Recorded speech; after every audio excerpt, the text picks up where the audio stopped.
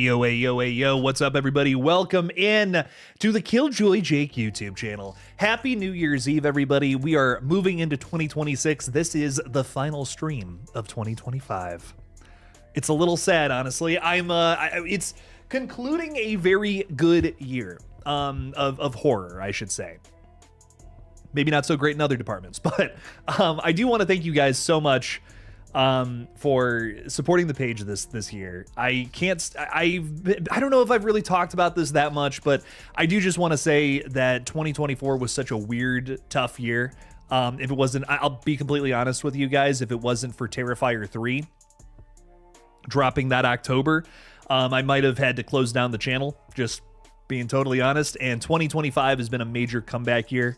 In every regard, I've been able to actually keep this page afloat with consistent content, consistent streams, and I'm just really, really thankful that you guys supported the page, watched the streams, hung out with me here in this year, and I hope we can keep that energy going through 2026 and even beyond that. So I really appreciate you guys.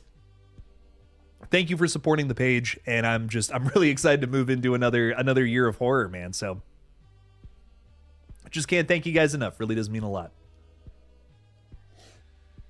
But anyways, we're here to talk a little Scream 7 because, of course, that movie is dropping in less than 2 months. Really exciting stuff. Of course, if you want to talk about any other horror movies that you're excited for moving into 2026, let me know all about them down in the chat below. And also, if you're watching this on replay, please like the stream, subscribe, do all that fun stuff. Really helps out the page. We're nearly at 40,000 subs. Would be cool to hit that very early into the new year here. My goal for 2026, and I genuinely don't think I'm going to hit this, but I'm going to manifest it now. maybe if I believe I can hit this, it'll happen. So I'm trying to put it out there, trying to put the feelers out there. I really want to hit 50,000 subscribers by the end of 2026. That's my goal. That's the goal. I don't know if I'm going to be able to do it, but it would be really cool. And it would mean quite a bit for me. So let's hope we can do it. We'll see what happens. But let's talk a little horror, ladies and gentlemen. We have some that's my New Year's resolution. Somehow 50K. Somehow, if we could do 50K, that would be awesome. But I don't know. We'll see what's up though. Seeing is believing and all that fun stuff. I guess that applies there. Richard J. Skarenki is saying, Scream 2026, who's with me? Oh yeah, baby. I hope this one's good. Fingers crossed they've made another banger. I really hope so. I hope I'm not walking out of the theater like how I was with this year's I Know What You Did Last Summer.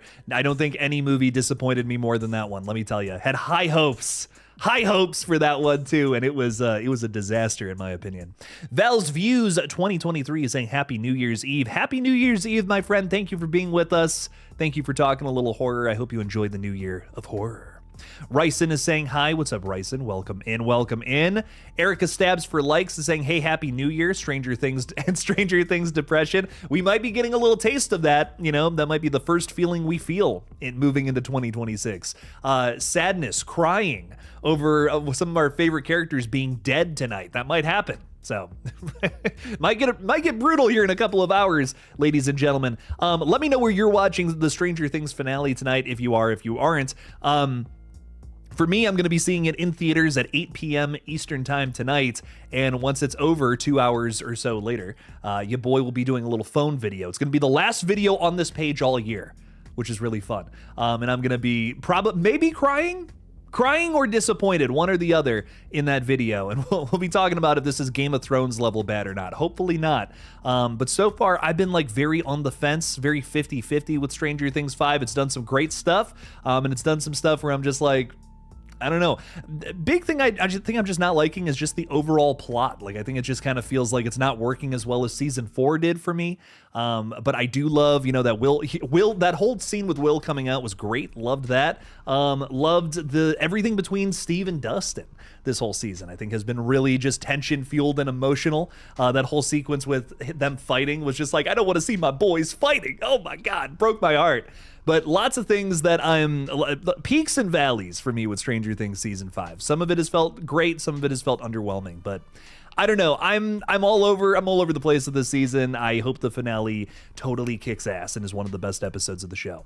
Not Randy Meeks is also with us saying hello, my friend. Welcome in. Paula Fitzhenry, thank you for being a channel member, saying hi. Hello. What's up? What's up?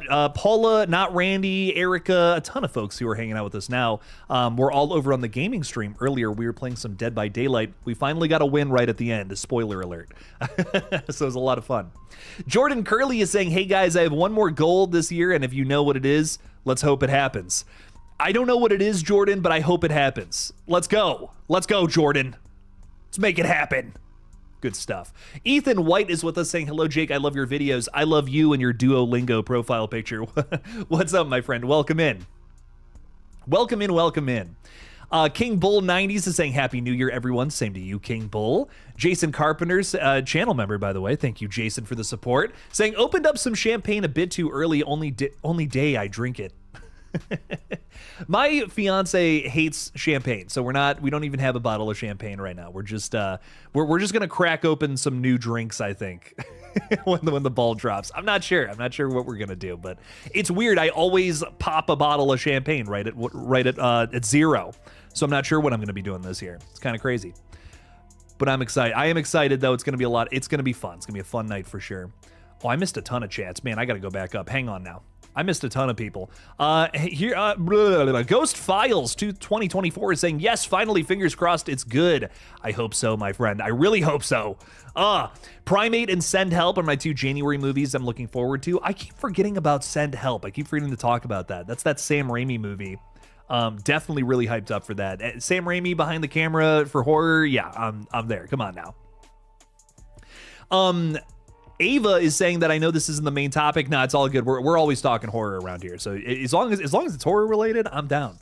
Am I doing a Stranger Things review tonight? Yes. It won't be tonight, but like I'll have a full video tomorrow on the whole season. And I'm probably gonna do like a phone video, me coming out of the theater, just like filming myself, my immediate reaction. But I'll have a more like thought out review, scripted, planned, all that fun stuff, in a big video tomorrow. So that's gonna be my first video of the year, is talking about Stranger Things 5. I think I have a video idea for Friday with some updates. I got a little Scream 7 update. I'm not going to get to that until Friday, though, sadly. But there was a little Scream update today, which was interesting. So it's a small thing, nothing too crazy. But I will be talking about that one soon, for anyone asking. Mario is also saying, finally got you live. Brazil is in the house again. Hell yeah, a little Brazil representation. Welcome in, Mario. Appreciate you for being with us. Thank you for talking horror. Love it. Happy New Year's. Alex is saying Happy New Year's Eve. Walmart is basically the only place that sells physical media near me. Better stock up while I can. Pretty much, dude.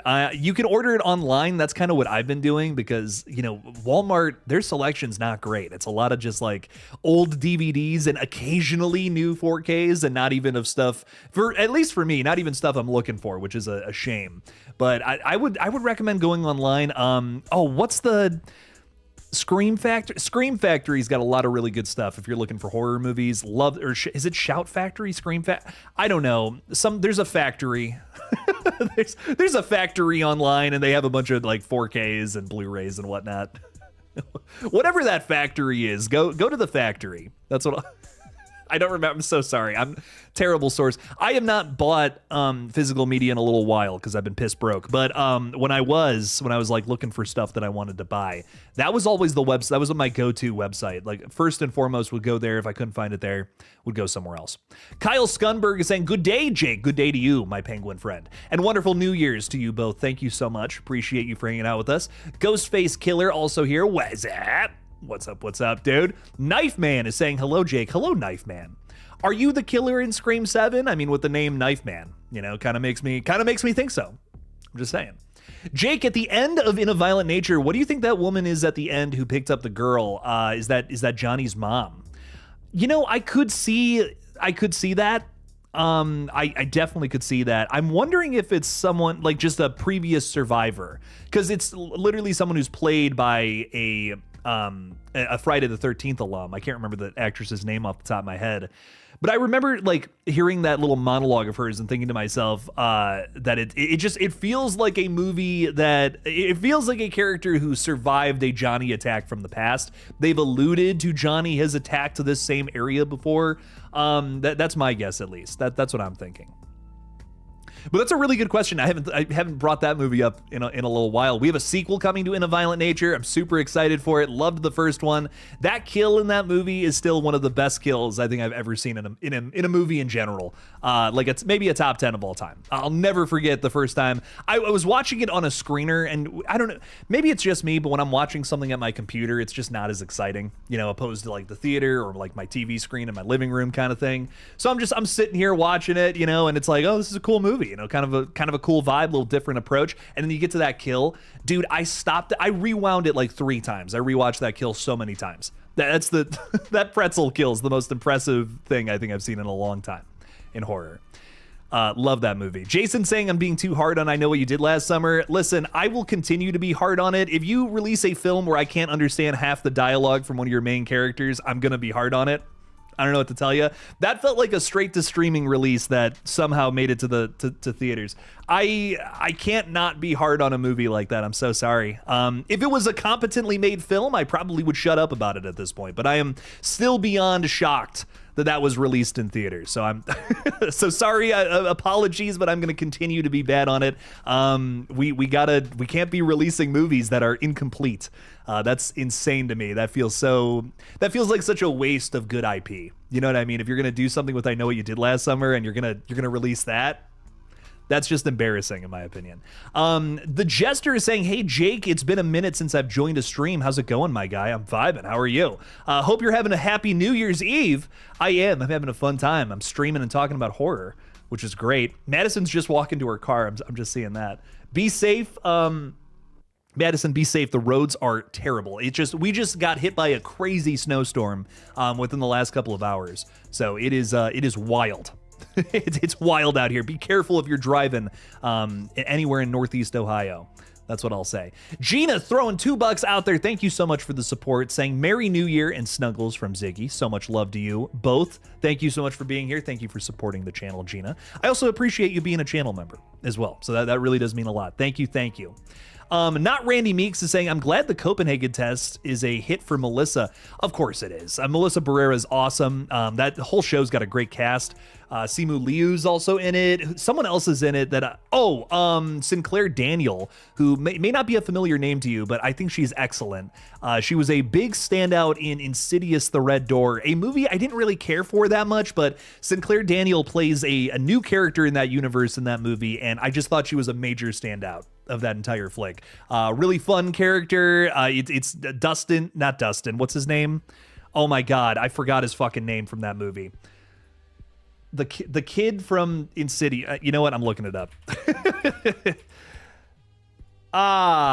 Dalton. Right. And what's her name? Chris Winslow. Yeah, big standout of that movie. Didn't really care for it, I gotta be honest. But she was a big shining light of it, a very redeeming quality of that film. And I know she's in that show. So I've been meaning to watch it. I gotta give it a watch, see what it's all about. I believe James Wan produced it, if I'm not mistaken, which is really cool. So I'm glad Melissa Barrera is doing well. Of course she is. She's crazy talented, so I know that she'll be in a lot more things coming up here. She's also going to be in a new horror movie, which I'm really excited. It's an Orca movie directed by Rennie Harlan. So I'm really very hyped up for that one. That's going to be fun. Hope she kicks ass in that. She's going to be in that with John Travolta, which is a wild pairing in my opinion. I love that though. So lots of good stuff there for sure. Not Randy Meeks. Thank you for the 249. I hope you're staying safe away from Ghostface out there in Ireland, my friend. Ghostface Killer is saying, I'm shotgunning a Diet Phantasma for New Year's. Be careful with those, dude. It's delicious, but you know, you never know if some tentacles are going to come out of there and suck you into the can. So be careful, my friend. I love that. I might rewatch that movie tonight, or Terrifier 3, one or the other. Man, that sounds great. VHS Halloween was a fucking blast. Easily one of my favorite movies from this year, Ghostface. King Bull 90s is saying, I'm going to Florida on vacation in April. Can't wait. It's going to be Walmart. It's going to be Walmart and Spirit Halloween stores. What? I can't wait. I think you mean I can't wait till I'll be going to Walmart and Spirit Halloween stores. I think that's what you mean.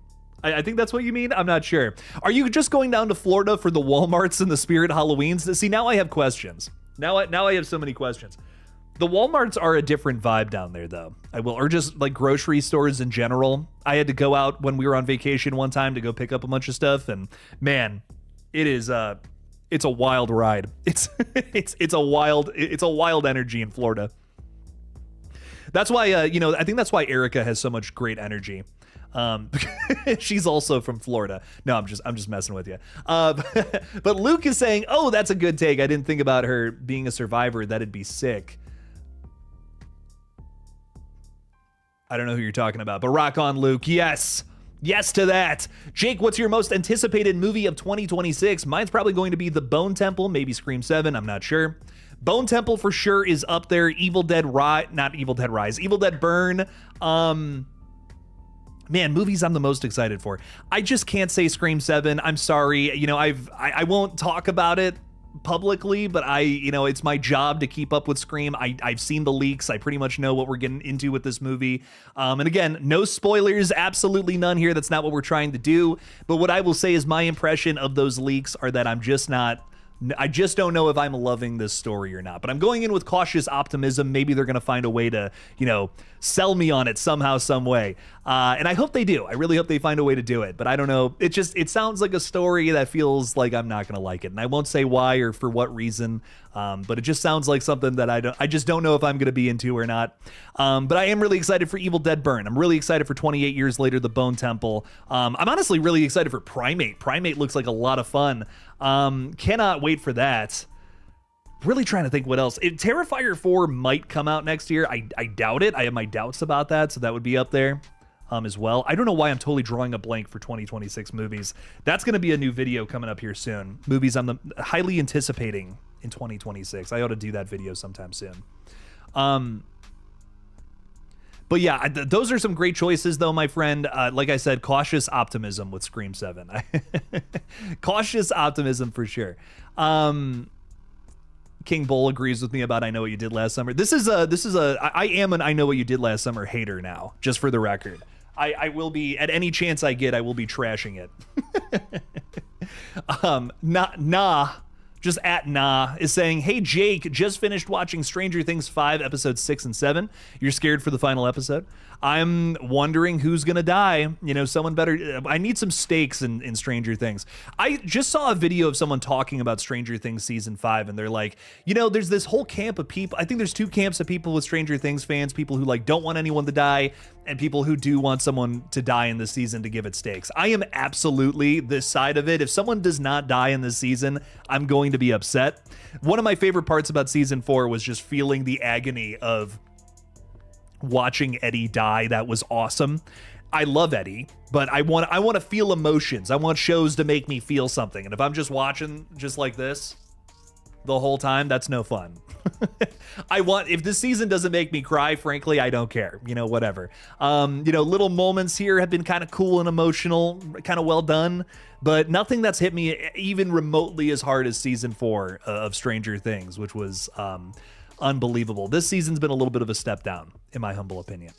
Raggedy Man, thank you so much for being a channel member, saying hi all. Hello. Welcome in, Raggedy Man. How are you? Who else has Weapons as their best horror movie of 2025? Hand up high in the air, Jason. Jalen is saying, "Hey Jake, happy almost New Year." Hell yeah, dude. Happy New Year's Eve. Looking forward to another strong year for horror movies. I think we're getting into another good one for sure. 2025, excellent year for horror though, across the board, just in general. We had some of the probably the best horror movies of the year, of the decade, come out this year is what I was trying to say. I think with Weapons and Sinners especially, these are going to be looked at as top 10 from the entire decade by the time we get to the end of the 2020s, without a doubt in my mind. Or at the very least, most influential. I feel like Weapons and Sinners are paving the way for more horror voices in the future to be influenced by. I could totally see that being the case. I mean, they're such powerful, strong films. Even if you don't like them, you kind of have to recognize the impact that they've had on just pop culture in general. People dressing up like Aunt Gladys from Weapons, with Sinners being critically acclaimed across the board. You can't deny that, even if you don't like those films. My God, I don't know. I fell in love with both of those movies this year. I think for sure moving into the rest of the decade, we're still going to be talking about them. So 2025, very strong year for horror. As we move into 2026, I really hope we get more movies just like that. You know, more movies that we're just falling in love with, absolutely kicking ass. Not Randy Meeks is throwing 249 out there saying Lee Cronin's The Mummy. I am excited for this. I've actually heard very good things from some people who work in the industry about this one. And it's interesting to me because we have Lee Cronin doing this like horror take on The Mummy, and then our Radio Silence friends are moving into doing a Brendan Fraser Mummy movie as well. I'm excited for both, and I don't even know which one I'm more excited for, because Lee Cronin doing a scarier version on The Mummy, kind of bringing it back to its horror roots. That sounds like a great idea, but also I want more Brendan Fraser Mummy at the same time. I don't know what I'm more excited for. Both are going to probably go hard. Fingers crossed. You know, I'm here for it. Really excited for both of these, though, for sure. Ready or Not 2. Yes, I'm so excited for Ready or Not 2. My absolute favorite Radio Silence film so far is Ready or Not. I think that is like that's their crown jewel as of right now. They're number one. I really think Ready or Not 2 could be an excellent sequel. I don't think it's going to top it. I'm going to be honest. I don't think it's going to top the original, but I do think it's going to be a really fun one. And I'm really excited to see what it's all about. Oh my God, Madison has just finished brushing off all the snow on her car. Be careful getting home, babe. Let me know. Keep me updated. Keep me updated on what's going on. I'm gonna have my phone close by. Yeah, I wish I could show you guys out the window right now. It is snowing like crazy, and we got to go out and drive in all this crazy shit too. So we're being careful. We're trying to be careful today. But yeah, all right, I'm going to catch up in the chat because I am crazy behind. If you're hanging out with us, though, and I haven't said hello to you, I'm so sorry. Welcome in. Thank you for being here. Thank you for talking. Means a lot. We got Ethan Dickinson saying Joe Keery is going to be in a new upcoming zombie flick called Cold Storage. Looks pretty good. I love when Joe Keery does horror. He is excellent in the movie Spree with Dewey himself, David Arquette, playing his father, hilariously enough. Love that movie. Can't wait to see whatever this is all about. Joe Keery in a zombie movie. Okay. Like, I'm down for that.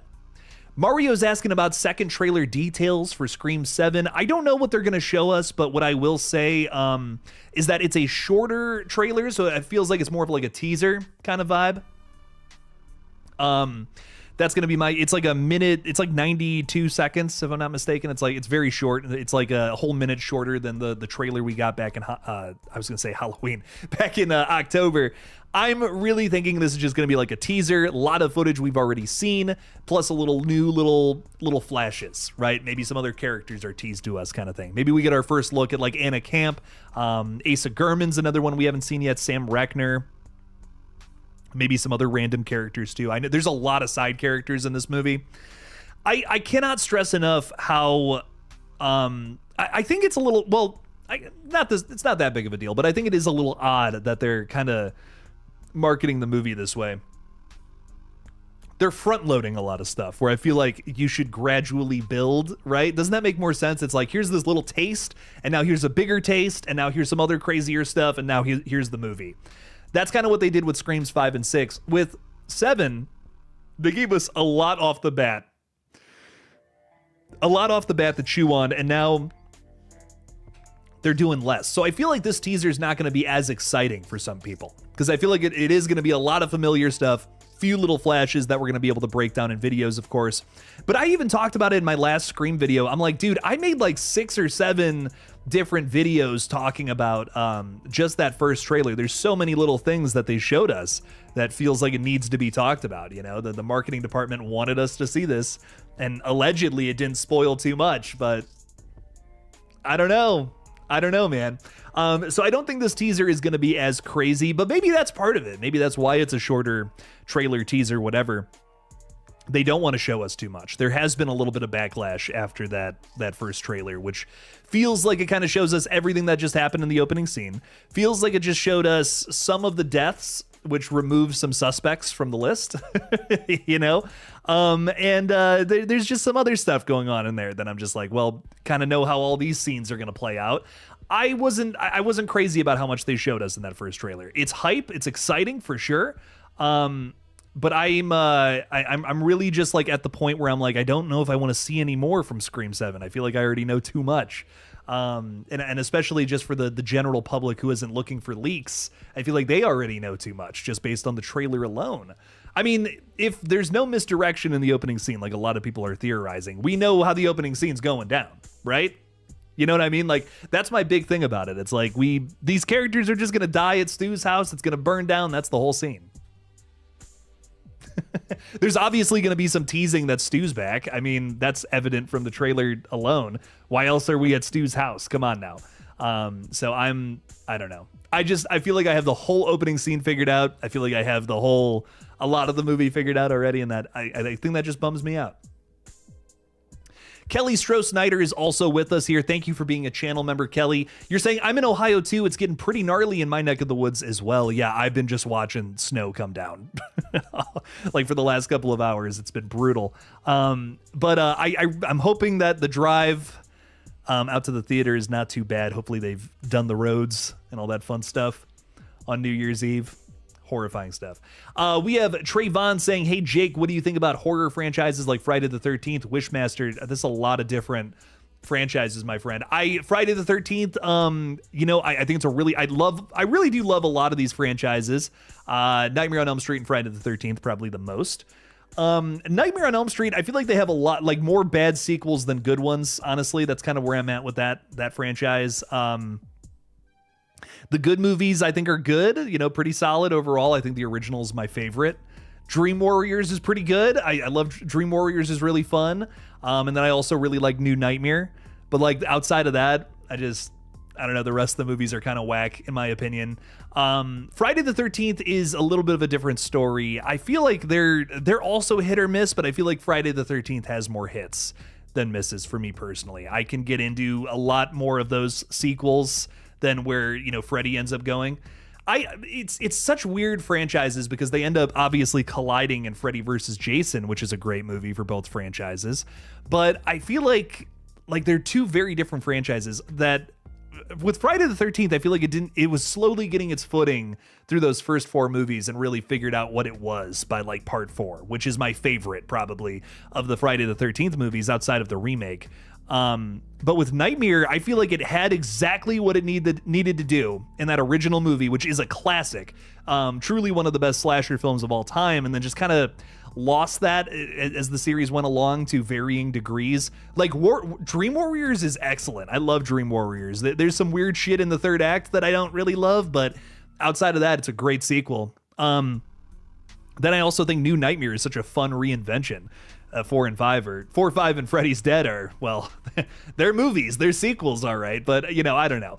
I'm so on the fence about those two franchises. Those two franchises are so weird, but I think they do kind of oddly mesh together well, just because they were super popular around the same time, had that same 80s feel and vibe about them. I do love that. So I have a lot of opinions. I guess I just have a lot of opinions about those two franchises. But a lot of good stuff. I would consider myself a fan of both. Andrea is saying they're supposed to be getting rain today, and we are in the 60s in Vegas. Oh, so you just want to rub it in, is what you're telling me. See, that's probably cold for you, though, right? That's probably like freezing for you. We were in Vegas. My brother briefly lived in Las Vegas like over a decade ago now. And I remember we were there, and I think it got like down to 50 or something. And he's like, "Whew, man, it's cold." It was like just the tail end of winter, I think, when we visited him. And he's like, "Oh, it's 50 degrees out. It's freezing." And I'm just like, I'm hanging out in shorts and a t-shirt, That's crazy, though. I love that. Mandy is also with us saying, "Hey, everyone. What's up, Mandy? Welcome in. Hope that meeting went well. Stay safe, my friend." Ethan White is saying, Jake, do you think that Kimberly Corman and Officer Thomas Burke will come back to Final Destination 7? Genuinely, yes. We kind of established with Bloodworth in the previous film that she was still alive. We undid that terrible little Easter egg from Final Destination 3 that felt not earned at all. So I'm really excited to see them potentially be our, like, so to say, legacy characters, right, in Final Destination 7. And maybe they get got. I'm not against that. But I if you're going to kill these characters, do it on screen. Don't just say it happened off screen. That's boring, you know? If you want to throw them in a wood chipper, like how they apparently died off screen after the events of Final Destination 2, do it on screen. Come on now. So I'm not against Kimberly Corman dying in another movie, but you got to bring her back and do it. You know, you can't just say, oh, that happened. Don't worry about it. Pfft, come on now. She's one of our biggest heroes in the entire franchise now. So I'm really hoping to see some more of Kimberly maybe coming back to hopefully help our new characters, but of course that doesn't happen. It's Final Destination. It's got to end with death. That's just what Final Destination is, baby. And I love that Bloodline's committed to that. Jace Crawford is saying the Scream 7 new trailer should be out tomorrow or January 2nd. Please God, let it be January 2nd. From what I read on a trailer schedule at my theater, it's 1 minute and 36 seconds. Oh, okay. Rock on. Yeah, it better fucking not come out tomorrow. I'm gonna be slammed tomorrow. I will be very upsetty spaghetti, but hopefully not. Hopefully we see it Friday. That would be perfect. But Jace, thank you for the update. Minute 30, so that's an extra 4 seconds than what I was thinking. That's exciting stuff. Some good stuff. Like I said, probably a teaser though, in my opinion. Maybe Jace has seen it and he's just not telling us yet though. Could be some details we get on the stream. You never know. Ginger Snaps is saying, Happy New Year. Love your channel and I love Scream movies. I love you too. Thank you for hanging out with us, Ginger Snaps. You're also saying Stu lives, I hope. Well, there's certainly teases at it, that's for sure. There are certainly teases that Stu is alive. I'll tell you that much. Gory Tiger is saying, what's up? What's up, Gory Tiger? Welcome in. Thanks for keeping the tiger gory. It's an important job, and we only bestow it upon our strongest soldiers. Anyways, Erica's thrown 2 out there saying 57 viewers and only 39 likes. Hit the like button. What's going on? What's happening out here? Hit that like button, baby. Thank you for the 2, Erica. Thank you for letting everyone know to hit the like button as well. Really does mean a lot. We also have the Jester saying that's quite an unpopular opinion. Of what? Jason Takes Manhattan is my favorite. I love that. My favorites are Jason Lives, Final Chapter. Manhattan is probably my least favorite. Manhattan's my favorite one to put on if I'm just feeling like I want to watch a dumb movie, though. Dude, that movie's hilarious. I don't know. It's not a good movie, but it is very funny. It's a very fun and ridiculous time. Trayvon is also asking about Saw. I love the Saw franchise. The Saw franchise is one of my favorites ever. I recognize that there are lesser Saw movies, but dude, I honestly the only one I dislike is truly Jigsaw. Jigsaw is the only one that I was like, this didn't work for me. This didn't feel like a Saw movie. The twist sucks. The twist doesn't make any sense. I really think that one's Jigsaw is the only one I don't like. But outside of that, man, the rest of them I think are just really fun. Not phenomenal. I'm not going to say that about Saw 5 or Spiral. But a lot of the Saw movies, I love that vibe. I love the vibe of the Saw movies. I love the soap opera energy, which works because it's like tongue in cheek, man. It's like, it's not like when Scream gets too soap opera-y for me, it feels like it's being hypocritical. Scream, to me, the whole point of it is to kind of say like, hey, you know all these other things that are happening right now? We're going to do this instead and make it better. So when Scream gets too soap opera-y or too campy, it just kind of feels like it's becoming hypocritical of itself. When Saw gets campy, we can just have fun. Saw is not, trying to be an overachiever by any means. It's just trying to have fun and be gory. And I think I love the vibe of that franchise. I love when it gets a little campy because it can. And I don't know, that franchise for me is just fucking fantastic. I could put on any of those movies any day of the week. Great. Just an excellent franchise across the board. Wrong Turn, I'm a little less hot on, I gotta be honest. They're fine. They got some great kills for sure. I think the latest one is probably my favorite though, which probably tells you I'm not the biggest Wrong Turn fan. Great kills, not as much fun energy with the overall story though, I gotta say. A lot of those characters in that franchise, very insufferable. But Mike Nelson's take on Wrong Turn I thought was really fun. I really enjoyed that one. And everyone's asking about Jeepers Creepers. I don't know, it's a franchise I'm nostalgic for, but learning more about it later in life has definitely turned me away from Jeepers Creepers. But what I will say is that the opening scene of Jeepers Creepers 2 scared the shit out of me when I was a little kid. It's literally a kid getting taken out of a cornfield or a wheat field. I can't remember. It's been so long since I've seen it, but I remember running out of the room being so scared when that came on during like an AMC Halloween marathon or something. Oh man, yeah, that was brutal. But Saw is one of my favorite horror franchises out there for sure. I'm a huge Saw fan. And I'm excited for SawCon in 2026. I don't know about you guys, but I'm really excited to go to SawCon. Metallic is throwing $5 out there saying, if this Scream movie does in fact end in a cliffhanger, what other ending other than finding out Stu is in fact alive and not AI can it end with? Why? I feel like whenever people want to talk Stu with me, they're like, well, this is the only way that Scream can end, of course, with Stu being alive. Like, that's the only thing. That's the only way it can possibly end. There's a million other things. I feel like you could totally do you could just the initial off the bat one is like not reveal a killer. But for me at least, I just don't think that would work because I feel like we would have it figured out. The fan base is... I swear to God. Did you see the karate moves came up? I was ready to start like... Yeah, just like Murray in Stranger Things, dude. I saw you say something. No, you didn't notice me though. Madison, are you home safe? You said maybe. Oh man. I was gonna wait until you read that, and then I was gonna barge in, but I was like, dude, you're 20 miles up the fucking. I know. I'm so behind. I'm still on super chats and stuff. I'm glad you made it home safe though. Thank you for being here. Oh my God. Oh, it's. I pooped my pants a little bit on stream. How long are you yeah. streaming? When are we going? When are we going to the Stranger Things finale premiere? Being realistic, we should probably leave at 7. At 7? You think it's gonna take us an hour to get? I mean, it might take us an hour to get there. What do you guys think?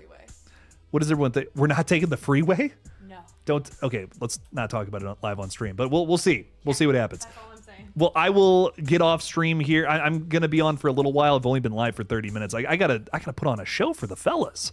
So I'm at least gonna go for like 90 minutes. Is that cool? Go for another hour. Like 6:30?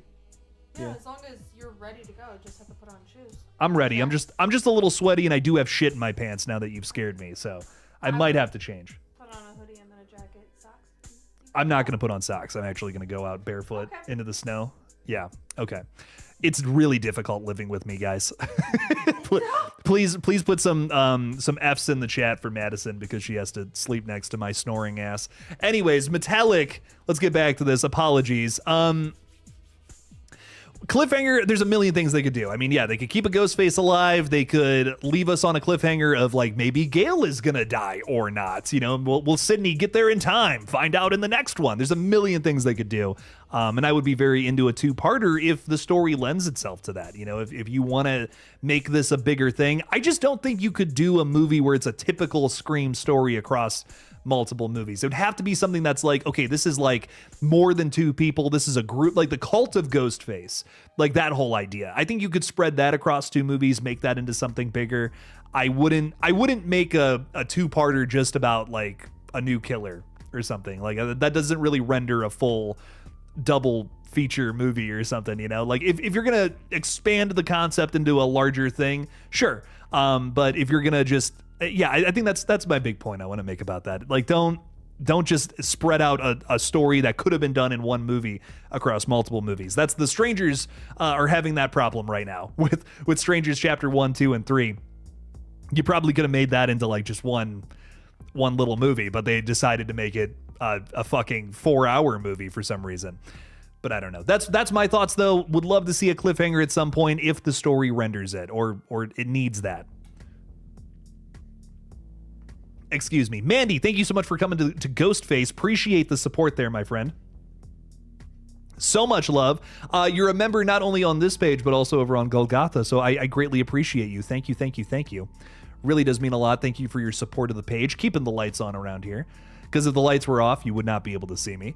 Too well, at least. Sloppenheimer is saying Mark's death is a fake out, in my opinion. He gets wounded, but saved by the cop, who ends up dying. Mark and Cop 2 are investigating the house where Mark gets jumped, but saved by Cop 2, who is clearing the house. I don't, I don't know. I think he gets stabbed in the neck there. It looks like it's right here that he's getting stabbed, and that's a you don't really come back from too deep of stabs right here, you know. In my humble opinion, I don't think he's living through this one personally. I don't think Celeste O'Connor's living through this one either. Looks like she's getting attacked by Ghostface during this like bar sequence. I think it's going to be some good chase and kills though. That's what I do think. But I just don't know if Joel McHale's living through this one. I think they got to make room for McDreamy to come in. that's my thoughts. Hey, Gina, thank you so much for the 2, saying 4 more chats to get to Jake's goal. I really appreciate that a ton. Thank you. Really does mean a lot. Jester is saying I can agree with you on that, Jake. At least Manhattan is stupid, dumb fun. It's stupid, dumb fun, baby. It's, you know, it's Jason and he's in Manhattan for like a couple of minutes. It's cool. And you know what? Listen, if I just feel like I can't shit on anybody's opinion here, but if you're not hyped up and losing your mind over that dude getting his head punched off by Jason, come on. I know that movie's not great, but that scene is so fucking funny, dude. Just punching his head off of a building. What? I mean, if that doesn't get you hyped, I don't know. I don't know, man. It's gonna take a lot to get you hyped. If that doesn't make you like, let's fucking go. Oh, man. Damian Leone just made a post. Oh, no, he just retweeted a Rhea Ripley post. Okay. I thought it looked like Art the Clown or something. I was like, ooh, Terrifier update, perhaps? I don't know. Not Randy Meeks is throwing 249 out there again. Thank you so much for the support. Melissa Barrera in a Saw movie, please. Ooh, I could actually see her being one of the cops. I feel like she would be really good in that role. That would be, ooh, yeah, her as a cop in a Saw movie, that would kind of rock. That's immediately where my mind went. Like her and like a partner or something, like that they're the cop plot. Yeah, I could totally vibe with that. That would be fun. Guys, I'm so excited for more Saw, knowing that Blumhouse is rebooting it. I know nobody wants Blumhouse to do Saw. I get it. But I just want more Saw. I want more Saw movies. I will take 100 more Saw movies. Let's go, baby. And I'll eat them all up. I don't even care if they suck. Like I told you a minute ago, I don't like Jigsaw. That's a fucking lie. I still like it. It's the worst Saw movie, but I still like it. I still vibe with it. I'm like, you know what? It's Saw at the end of the day. It's like, it looks like it's PG-13, not so much fun Saw, but it's whatever. It's ridiculous. It's just it's a lame sequel, man. I don't know. But you know what? I still love Saw and I don't care. But yeah, Melissa Barrera and Saw, rock on. That would be a lot of fun. Maybe Blumhouse could be considering her. You never know. Mandy's throwing 2 out there as well. One of our new members here saying Happy New Year. Thanks, Jake and Erica, for all you both do. Thank you so much, Mandy. I really appreciate you a ton. So much love. Thank you for the supports. Happy New Year. Have so much fun tonight. And stay safe. Stay safe with whatever crazy stuff you're doing. All right, we also got Gina's throwing out $2 as well, saying send the like button some love, people, please. If you hit it, you know, and it helps get more friends out in here who can throw some crazy horror takes out into the mix. Then we can talk horror with a ton of people. It'll be a ton of fun. So I really appreciate you a ton, Gina. Thank you for the 2. Sloppenheimer is saying see Mindy and Celeste as the killers. That could be crazy. You know, I love the idea of like 2 girls as Ghostface teaming up. We've never seen that combination before. You know, what does that look like behind the scenes? What does that kind of relationship look like in terms of 2 Ghostface killers coming after people and killing them? You know, what's that all about? I'm down. I'm down to explore new relationships between Ghostfaces, I guess is my big point, and I want to see that explored. Hopefully, I think that would be fun. Paula Fitzhenry is saying Happy New Year's Eve. Same to you, Paula. Thanks for being with us today. Thanks for hanging out with us. Thanks. Happy New Year's. Ethan is saying my best friend actually got stabbed in the throat like 4 years ago and he survived, thankfully. My God, that's awful. Well, I'm so sorry, Ethan. Yikes. I'm not going to speak to that per se, but in terms of Mark getting stabbed by a slasher villain in a fictional movie, I feel like that's not where he's going to stop with the one poke. You know what I mean? That's kind of what's going through my head. I mean, Ghostface is quite literally on top of him, has plastic wrap around his neck, and blood is spraying up so much so on the plastic. It looks like a kill in a horror movie. You know, maybe he gets wheeled away like Chad or Dewey in the previous films, and he gives the thumbs up. But we don't need another Dewey character, man. I mean, he's already a cop. You know, that would just feel like, okay, you're just replacing Dewey at this point. At least Chad is his own character, and they're doing Dewey stuff with him. You know, there's a difference, in my opinion. I'm sorry, I don't want to see Joel McHale become a main player in Scream. I love Joel, great actor, very hilarious, but from the beginning, I have not been sold on Joel McHale in Scream. I just do not think he fits the vibe of this franchise personally. And I just think that Jeff Winger is great doing that role, you know, that comedic douchebaggery kind of character, but I just don't see him being a main player in the Scream franchise moving forward. Maybe there's other people who I think totally could do it. And again, I have nothing against Joel McHale. It's just in terms of some people are good for roles here. Some people are great for roles there. Like it to me would be like you're casting John Mulaney to play Sidney Prescott's husband. I fucking love John Mulaney. I mean, genuinely one of my favorite comedians. I would also not be happy about that. I'd be like, why the fuck is John Mulaney in Scream? I love John. John is fucking hilarious. I mean, he has he hits the funny bone for me. Everything he does, the way he shapes words and things, just like this. I was over on the bench. I love him. He's hilarious. But man, I just could not see him in a Scream movie. It's the same thing with Joel. I have no hate towards this guy. I just don't think he works in the Scream franchise. Based on what I know about him and his shtick, that works. And what things work, what things don't work. But that's just me. Mandy is also throwing $2 out there to say, don't forget to come back and hype the stream too. That little hype button is interesting. If we get enough people to hype something, it could like get thrown out to a lot of other people here on YouTube. So do that with the videos, do that with the streams. Who knows? Maybe we could get on one of those like top 100 pages. Anything's possible, man. So I always appreciate when people are able to do that in the little, I think it's like somewhere by the comment section. Really does mean a lot. So thank you, thank you, thank you. And I believe we've hit our super chat goal, ladies and gentlemen, so I do appreciate that a bunch. Now Randy Meeks is throwing another $2.49 out there saying Ethan Landry should have been a survivor. And like, you know, there was an alternate ending to Scream 6 where Quinn survived. Like she wasn't shot in the face and she actually survived the film. 2 seconds, we're going to finish that thought. There were storyboards drawn up for an alternate Scream 6 ending where Quinn had lived and she was going to be like in prison. Kind of I've pitched this idea about like if they were to bring Stu back. But it was the idea that Quinn was going to be the survivor. She was going to be like in prison.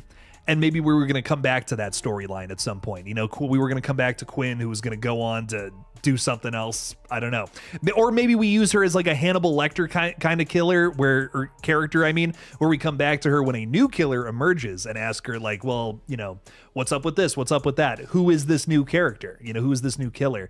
Could our core 4 characters, could they have gone to her at some point to ask for advice? Just like how, you know, in what happens in Silence of the Lambs, similar plot line, right?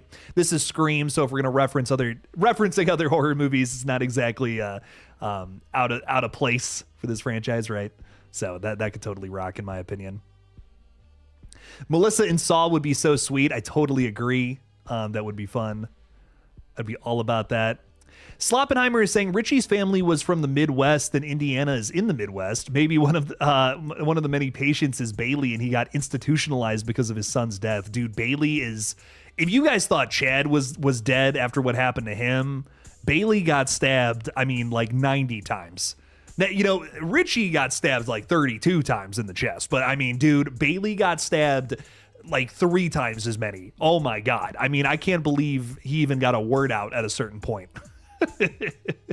So I don't know. I don't know if he's still with us, but I could see maybe, you know, they never actually explained what happened to the mom. I know that it's technically canon that I think this was in a deleted scene if I'm not mistaken, but she was technically killed by the rest of the family because she didn't want to join in or something in their plan. I think that was kind of cool. That was a cool idea. I don't know. That's never actually said in the movie though, so they can still do something with that if they wanted to. I really feel like Scream 7 is gonna find ways to not only connect but also feel like Scream 6. Kevin Williamson really loves that movie.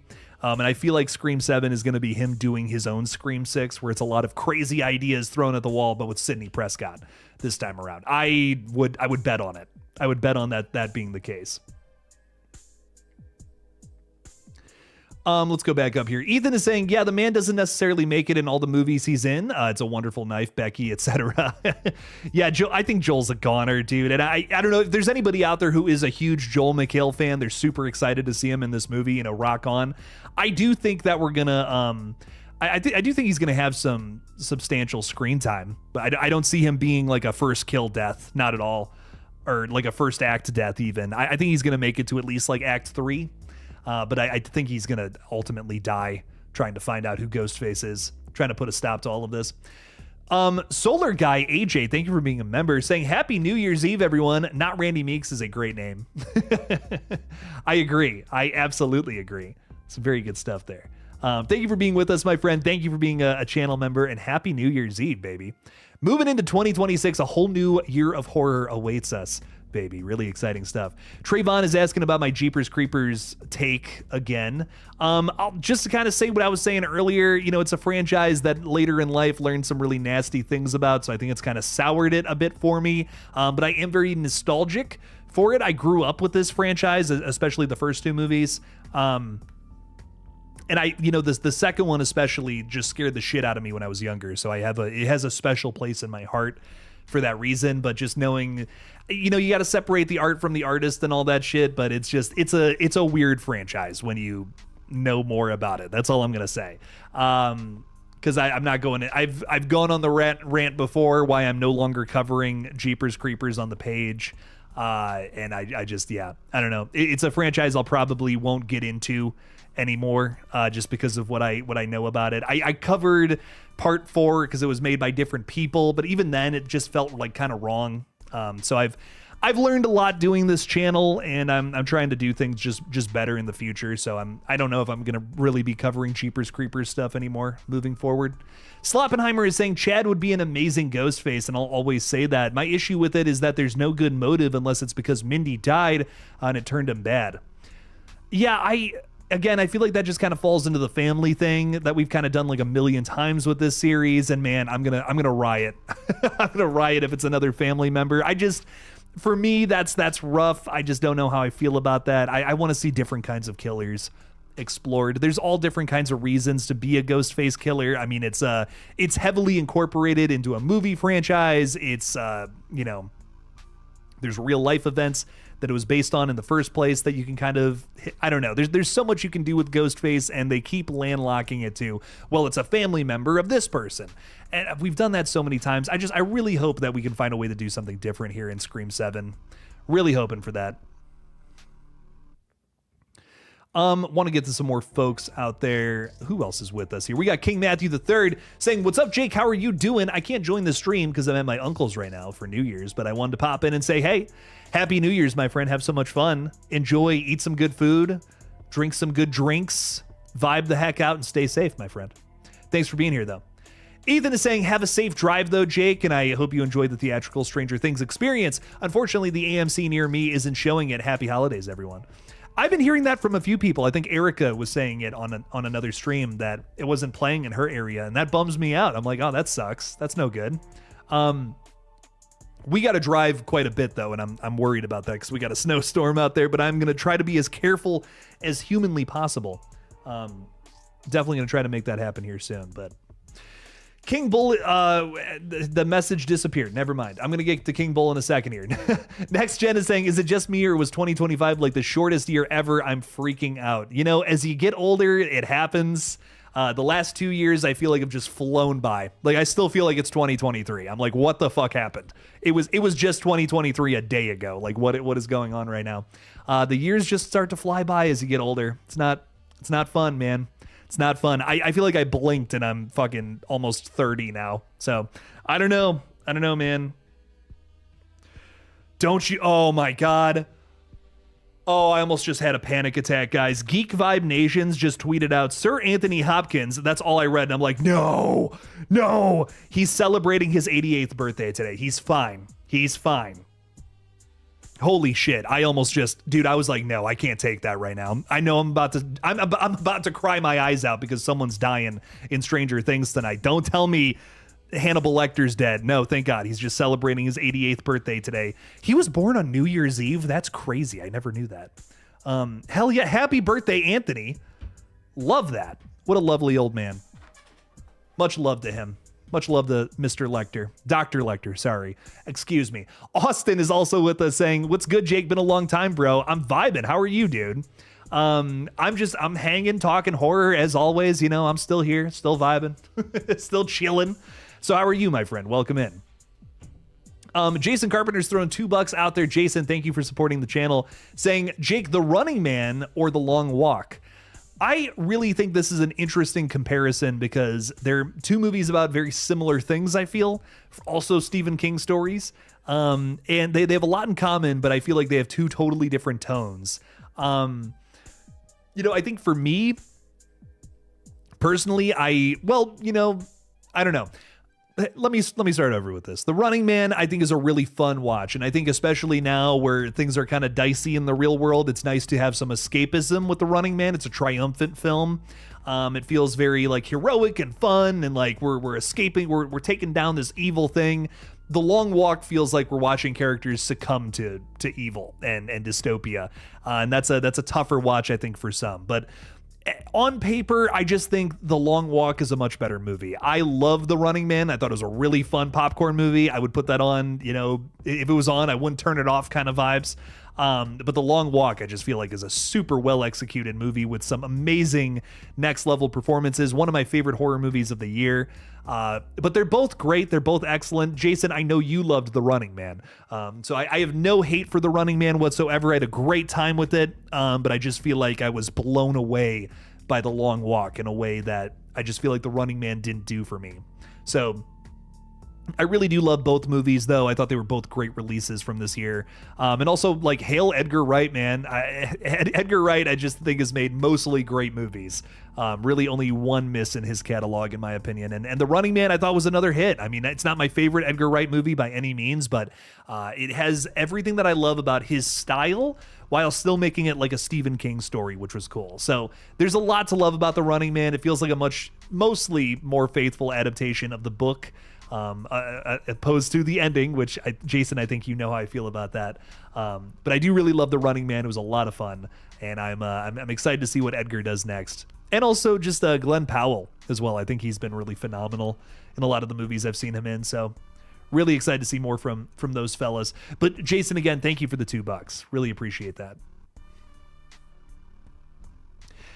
Terrence, what's up, Terrence Ball? How's it going? I'm calling it now. Ghostface Killer of Wu-Tang Clan will be the killer in Scream 7. It's always funny to me that that's his name. You know what I mean? That's always really fun. Anytime that gets brought up, I'm just like, oh yeah, that's a thing. I almost forgot about that. It's crazy. I remember when I was first starting, I was following a bunch of Scream people, like on YouTube, you know, just doing the YouTube stuff, following different folks, and that came up on my Instagram. I think he had an Instagram account or something at one point. I'm like, oh, no way. Like, this must be a Scream fan. And then I learned I didn't listen to the Wu-Tang Clan when I was younger. I do now. But when I was younger, I was just like, who's this? Cool. Must be a Scream fan or something. And I was like, oh, look at that. What do you know? Happy 88th birthday, Hannibal Lecter. We love that. Solar Guy is saying, just seen Silence of the Lambs a few weeks ago, and I must say that is an amazing movie. Maybe one of the best horror films of all time. AJ, I really love that movie quite a bit. I've gone back to it many times. It's done very well. I don't even know what else to say about it. It's a masterpiece. Totally worthy of, you know, the Oscar and all that fun stuff. Probably one of the best 90s just films in general, even outside of horror. Wow. So lots to love. Lots to love about that for sure. Lots of good stuff there. Chillin' Killin' Dylan is saying it isn't horror, but I just heard that Rush Hour 4 is happening for real. Isn't the director of those movies like fucked up or something? Didn't he do something really like messed up? I I thought I heard that, and then like I heard that Rush Hour 4 is like in production. I'm like, what's up with that? I'm not a Rush Hour franchise expert, so I can't say. I weirdly enough though, I was very recently gifted the Rush Hour trilogy, and I have yet to watch them. I just, someone gifted it to me. They're like, oh, I saw this, or it was my sister. I remember my sister was like, I'm getting rid of this, so I thought I'd just give it to you. And I'm like, oh, thanks. And that's when I learned that the director did something really nasty that I can't remember what it is now. But yeah, I was like, physical media, I'll take it. I'm not going to say no. You know, I love physical media. So I just thought that was funny. Sloppenheimer is saying, Jake, do you think generational trauma could be a good motive? Someone who might be related to a past victim, but isn't solely because of their death. I just think we could do that without being related to the victim. You know what I mean? I think that's my big thing. I think that weighs down a lot of other killers. In this franchise, like I just think about, you know, what if just a New York City cop was the killer in Scream 6? That would be interesting. There's a lot more that you could do with that kind of character versus he's the father of the previous killer. That just feels like a cop out to me. You know, it's like a cop out, literally. I feel like you could do just so much more with that, villainizing that kind of character in a different way. It just feels kind of boring with the way that they did it in Scream 6. But something like that, generational trauma, there's a lot of things you can build on top of that would be really interesting, especially featuring characters who are older, you know, like Sidney Prescott, Gil Weathers. These are people from a different time period who may not understand what's going on with like a younger character, for instance, just because they were born and exist in a different time period, a different era of the world. So there's a lot that you could do with that. It doesn't have to be a family member, you know? I just think that's my thing. This franchise shackles itself to the past, and I wish that it wouldn't do that, because I think it would have way more potential to do crazier things, bigger motives, bigger kills, bigger reveals. But making it, you know, this or that, Stu's sister or Richie's father, you know, it's like, okay, we're just getting, where's the snake is eating itself and it's almost, you know, non-existent essentially. I guess is what I'm trying to get at. Jason Carpenter is saying, Jake, do you think that we get the OG Scream in theaters during this upcoming spooky season for its 30th year anniversary? I would think it would be a huge missed opportunity if not. That would be great to see that one in theaters again. That would be a lot of fun. I got to see that one in theaters a little while ago. But I love the OG Scream. Lots of fun. Love when they re-release some of the classics like that. It's always a good time.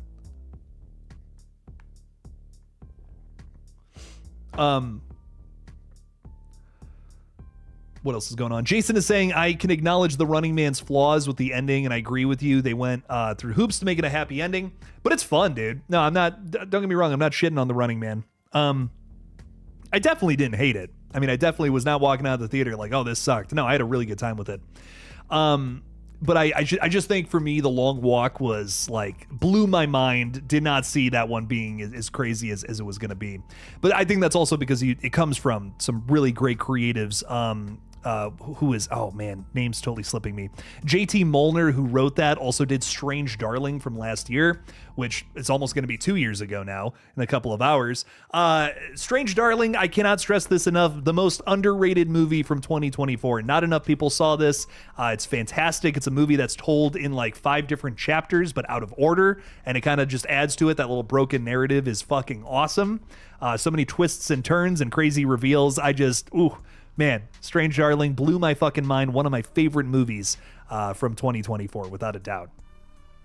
And he writes this movie, does a great job with it. And then you also have Francis Lawrence, who directed a ton of the Hunger Games movies, doing the directing it. So like it feels like he's in a very familiar spot back in dystopia, but maybe a little darker this time than either of those flicks, any of those flicks. I don't even know how many movies he's directed.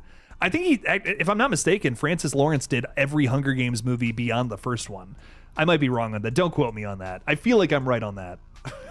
But sometimes I feel like I'm right about stuff and then I'm nowhere even close. So what do I know? Anyways, DJ Plays Favorites is saying, hello, one and all. Hello, my friend. Welcome in. Thank you for being with us. Thanks for hanging. Chillin' Killin' Dylan is saying Rush Hour is hilarious. I've seen the first one. I've never seen the sequels. I've only ever seen the first one. It's fun, dude. I mean, like, who is it? Is it is it Chris Tucker and Jackie Chan, right? I've seen it one time. I have not, again, not a Rush Hour franchise fan No, it was fun. It's a fun movie. I wouldn't call myself an expert. That's what I'm trying to say. Yeah, Chris Tucker, Jackie Chan. It's a fun little movie. I'd rewatch him. You know, I'd go through that franchise for sure. Feels cozy and fun. Trayvon is saying, are there any updates on Smile 3? We're hearing that we're going to get like a prequel comic book series, which is cool. Davey, I love you for this. Davey Deathray is saying, please make Smile 3 about a presidential campaign. That is so fucking awesome. I would actually kill for that movie. That would be amazing. That would be amazing is what that would be. I mean, how else do you step it up from 2? That's how you do it. That's how you do it right there, baby. Oh my God. Like having that happen to you while you're in the middle of that. I just, for me, you have to step it up. And how do you step it up from 2? Put like what's already a stressful situation, and now we're throwing in, oh, you got to deal with like an unstoppable, you know, cosmic monster as well. That's crazy. So, Davey, I love that idea so much. Please make that happen. Now Randy Meeks is throwing 249 out there. Thank you so much. Saying, do you think Sam and Tara will get a mention in Scream 7? If they don't, I'll be kind of pissed. I'll be honest. I'll be a little like, what the fuck? We mentioned Sydney in part 6. I think we got to do the same for Sam and Tara. I really hope they do, especially with Chad and Mindy being here. If they don't throw something in there, I'm going to be like, are you fucking serious? Come on now. Because I am going to be wondering, where is Sam and Tara? It's a big question. We have to answer it in the canon. And truthfully, if they don't, I'm gonna be really bummed out. So I think they will. Honestly, I think they will actually throw something out there. But I don't know if it's gonna be like more than a line, just like with Sydney Prescott, right? She's somewhere safe or whatever. It's gonna be something like that, and that's all I need.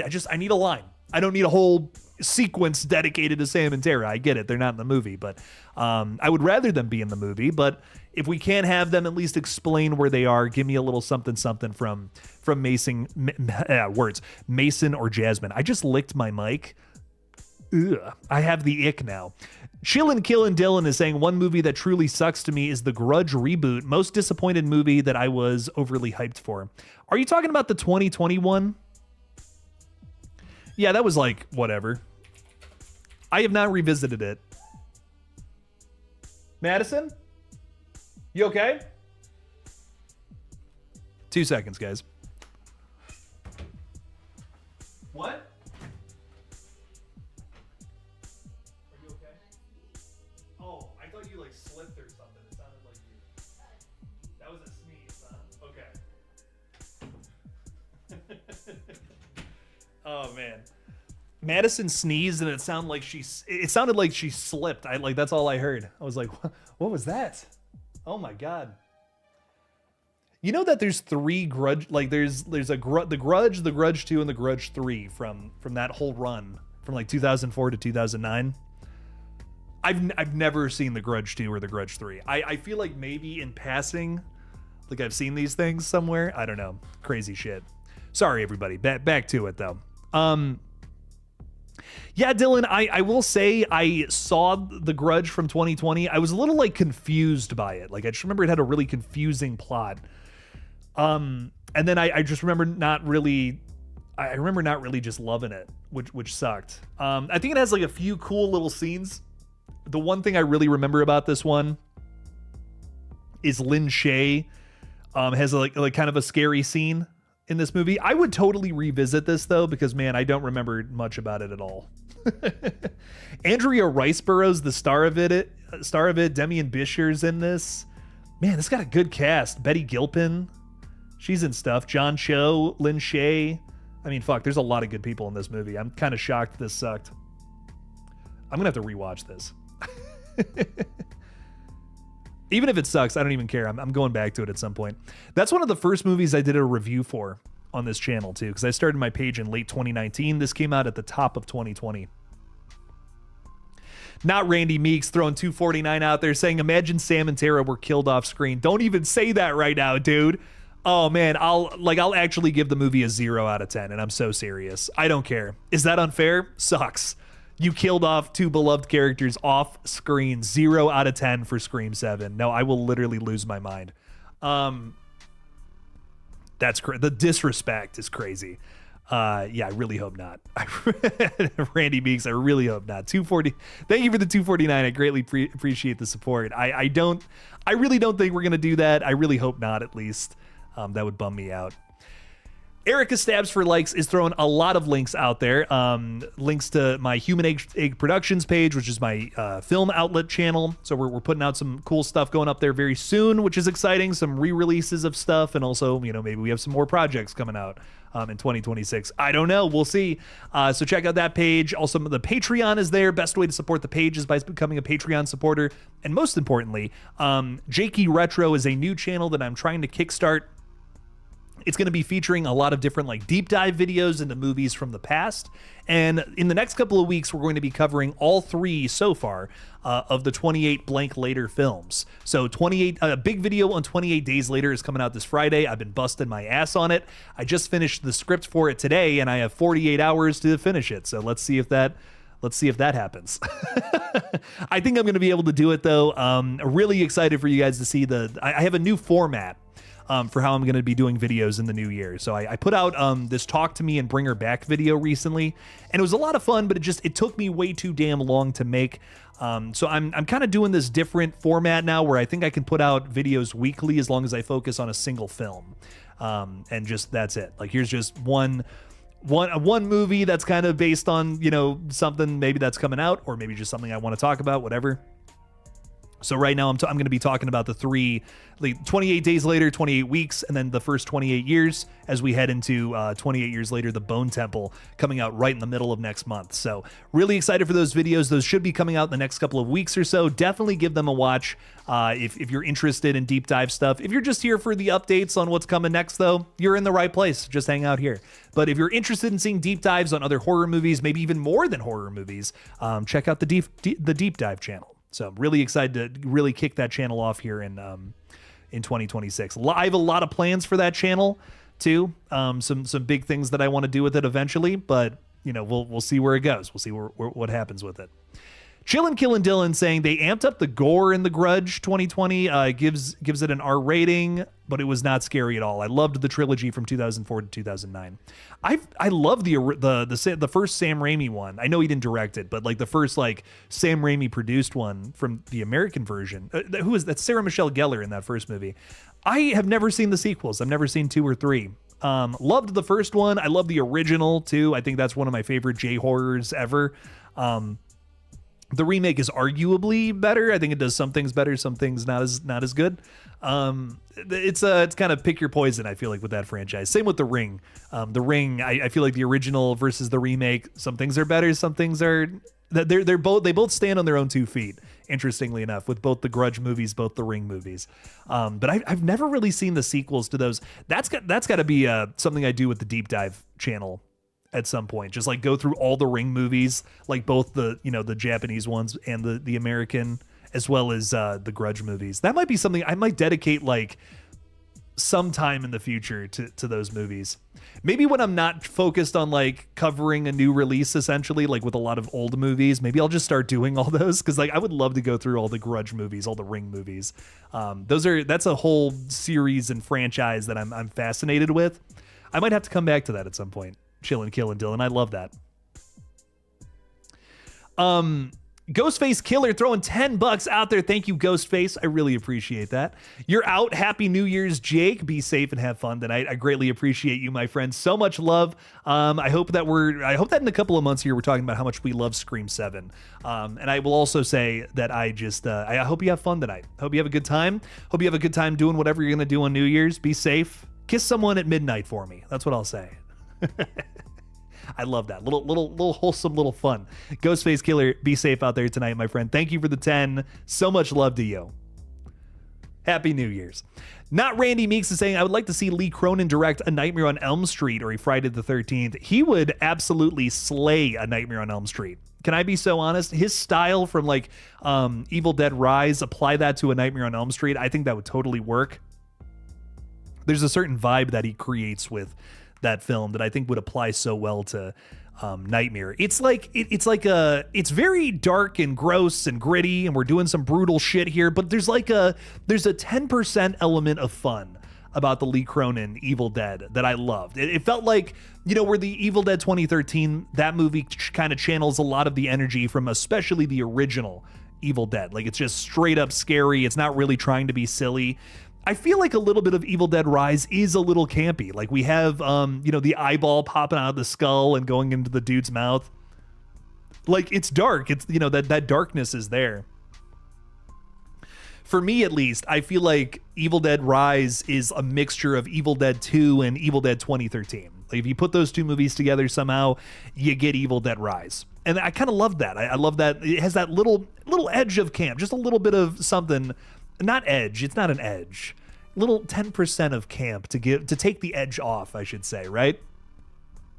I would love to see that applied to Nightmare, where it is mostly dark, but you can still have fun with it. Because I think that's what's great about Nightmare on Elm Street, is that it has always been a very fun franchise, but sometimes it's not dark enough. Sometimes it's too goofy, and I feel like if we kept that consistent, like how Lee Cronin does, that darkness is the whole movie's scary. Like, Evil Dead Rise is a scary fucking movie, but you can have so much fun with it at certain times. So I feel like his energy brought to Nightmare on Elm Street 100% would love that.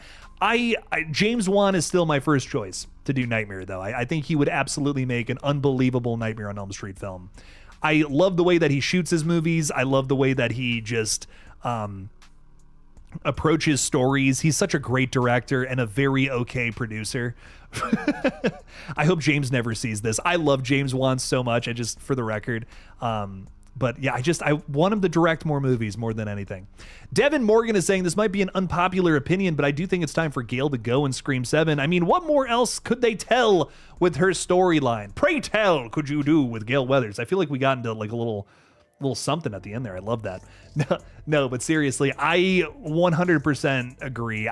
Gale is like, I don't want to say she's overstayed her welcome. I don't know if that's the right way to phrase it. I feel like they just haven't done anything with, I haven't been impressed with a Gale performance in this entire like resurrection of Scream. I want to see her do something.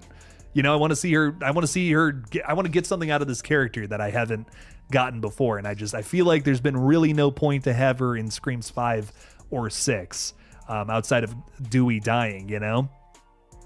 But that just feels like it's this arc for another character anyways. Point being, I really would like to see, I would like to see something else happen for Gale, or kill her, or close the arc, you know, one or the other. We'll see. The Jester is saying, Jake, sorry, had to leave for a little bit. Was wanting to ask you what you were going to watch besides the Stranger Things finale. I think you said you were going to put on Terrifier, because that's what I'm doing. I still haven't I just have no time this month to do anything, man. I've been crazy busy.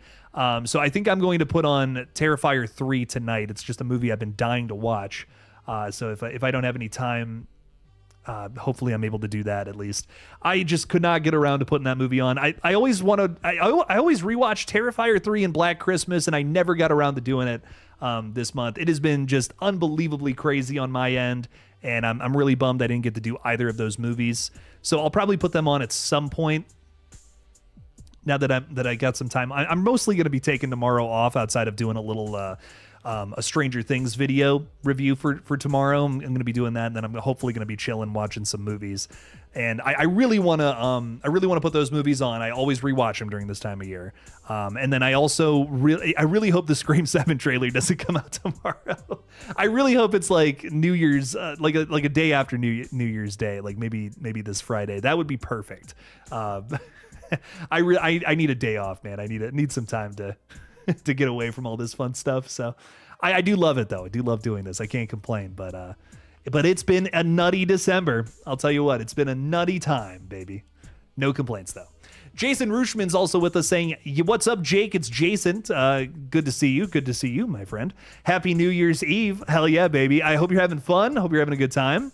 You're saying, so are you having any drinks tonight? I'm having a few beers right now. Gonna watch the ball drop on YouTube.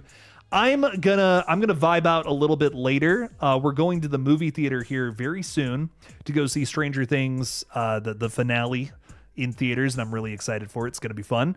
But after that, at some point, I probably am gonna, I don't know. I might take a sip of something a little spicy, if you know what I mean. I don't know. We'll see where the night takes us. we'll have fun. You know, we got to have some fun. So we'll make it happen. Enjoy though, my friend. Enjoy watching the ball drop. We're gonna be doing the same thing here very soon. A couple hours.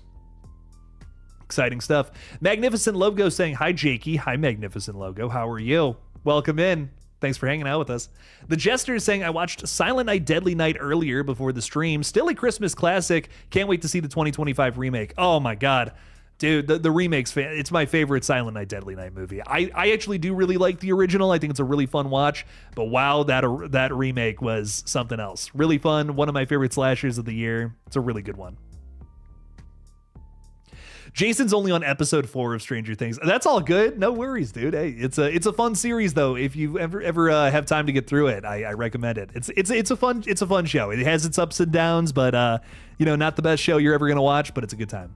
Oh, Kelly, you're right. No, I do have the Killzone tomorrow. Tomorrow night, late tomorrow night, where we're going to be doing the Killzone over on the Night Watch Zones page. So stop on by for that. Apologies, totally slipped my mind. So yeah, that's happening tomorrow, and then I'm going to have a little video on this page, kind of doing a review of the full last season of Stranger Things. Now Randy Meeks is saying, do you think that Spyglass and Melissa will eventually make up? Honestly, no, and I think that's it's just one of those things where Melissa Barrera got wronged in such an unbelievable way. I feel like it's a self-respect thing. You know what I mean?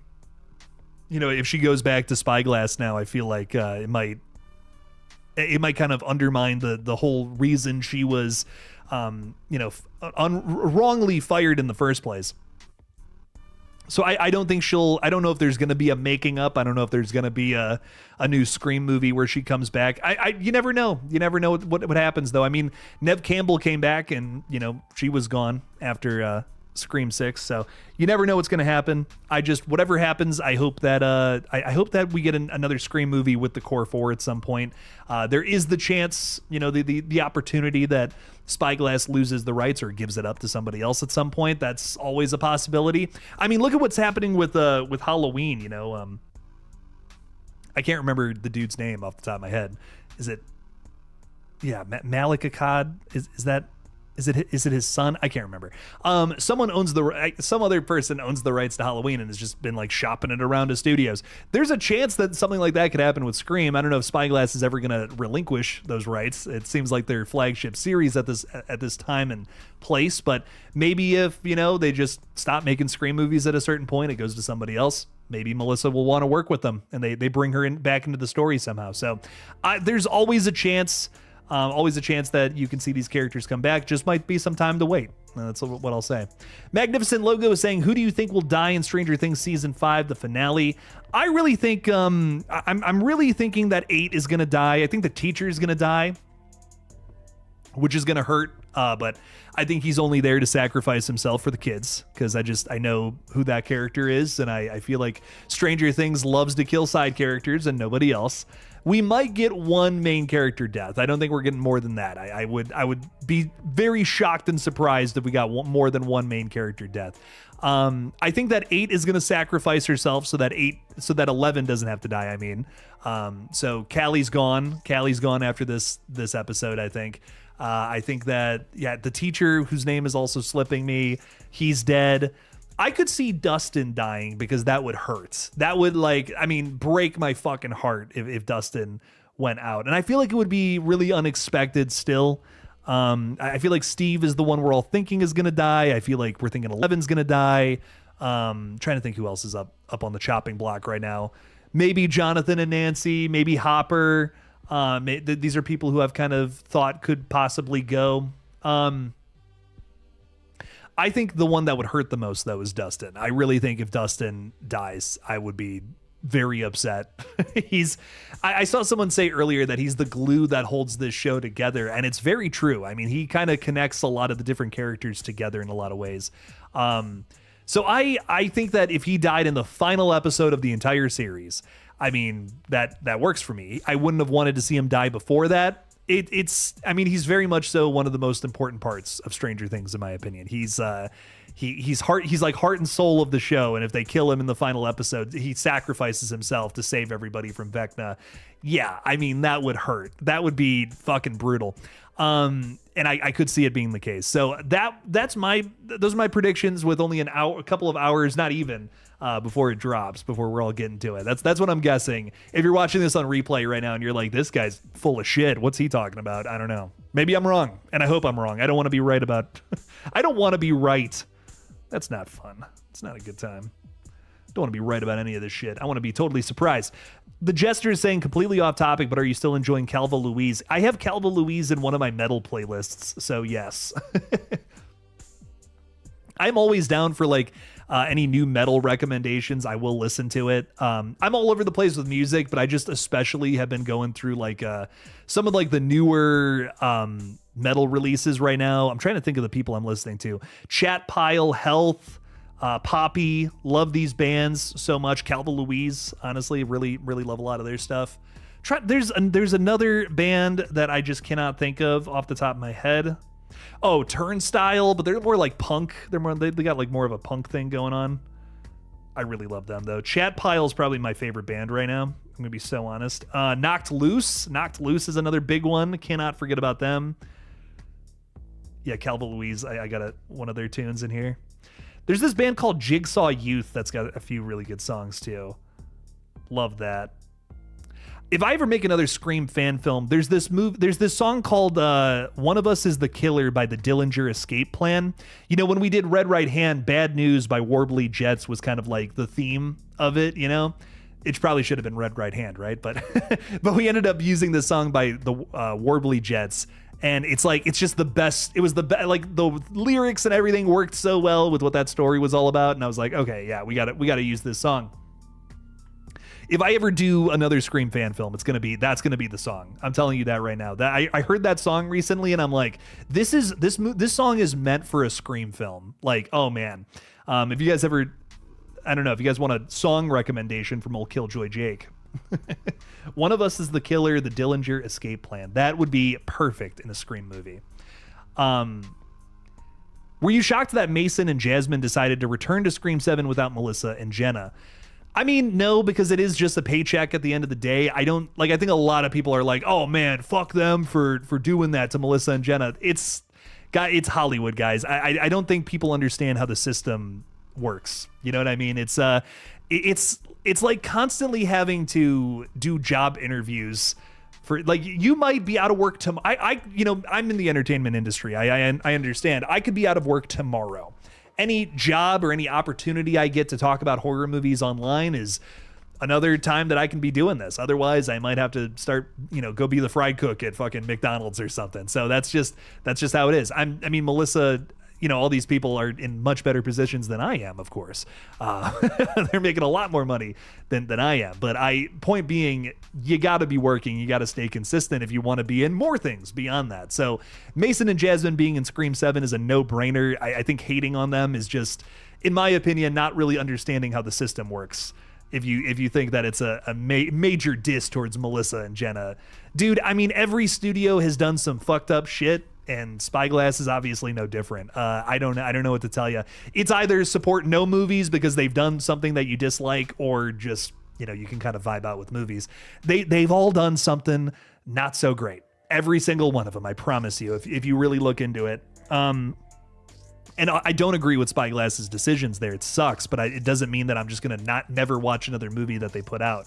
I just don't think that's not going to benefit anyone. That's only going to hurt people. I don't think that's going to actually benefit any. I don't know. For me, what sucks about that is Scream 7 is more than just the producers who are throwing money at it. It's also a ton of other artists who are working on the film. I love Kevin Williamson. I love Neve Campbell. I love Courtney Cox. I love the crew members who we may not know the names of right now, but probably worked their asses off on this film, and it could be their big break. There's a ton of stories that we don't know about Scream 7 that happened behind the scenes that we may never know about. But it's the reason why we should support just movies in general that we're excited for. It's because that it really does take a village to make every single film you've ever seen. It's more than just one person, one part, one thing in general. After speaking with so many people in the industry, it's one of those things where it's like, I don't know. That's one horrible thing with this movie. I understand that it sucks. But it doesn't mean that these other people who busted their asses, the hundreds of people that busted their asses to make that movie a reality, deserve to suffer for it. You know? I don't know. It's one of those things. It's work. It's the industry. It's unfair. It's bullshit a lot of the times, but that's just how it goes. I think that truly there is an opportunity for Melissa to come back to this franchise at some point down the line, though, like I was talking about earlier. So I don't know. We'll see. It would be awesome to see Melissa Barrera in Scary Movie 6, by the way, though. I've heard that a few times. A few people there's a rumor going around that she might show up, and that would make me so unbelievably happy. Trayvon is saying, hey, Jake, if you could write a sequel to Ghost Ship, how would you write it? I don't know. I really don't know. I didn't walk away from Ghost Ship thinking it needed a sequel. But that movie's a lot of fun, man. It's got a crazy opening scene. If you guys have never seen it, I won't spoil it. But man, that movie stands out for that opening. I'm going to be honest. A lot of other great things about it, but that opening, man, is nutty. The Jester is saying, how about Impeccable from them? I'm really trying to think, wait, what song do I have from them? I have Opportunista in the playlist. I remember really liking that song. I'm trying to think what else I have from them. That Over the Threshold album, I remember listening to that a lot. I don't know if I listened to their 2025 album at all. You said Impeccable. I'm trying to think if I've listened to that or not. I probably have. I probably definitely have. I remember that was the song that I remember I heard that and I was like, oh, this is cool. This is some sick shit. But I'll have to put that one on at some point for sure.